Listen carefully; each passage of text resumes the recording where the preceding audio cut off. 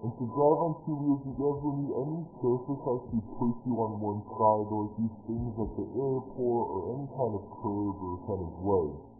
So once you guys have found your object you want to do this on, for example, it's going to be this mini ramp, just approach it at an angle at a slow speed, and while I'm approaching it, I'm actually turning to the left as well. And once you guys get it down, you have to kind of keep balance. So to keep balance, you guys have to keep on moving your wheel to the left and letting go, and also keep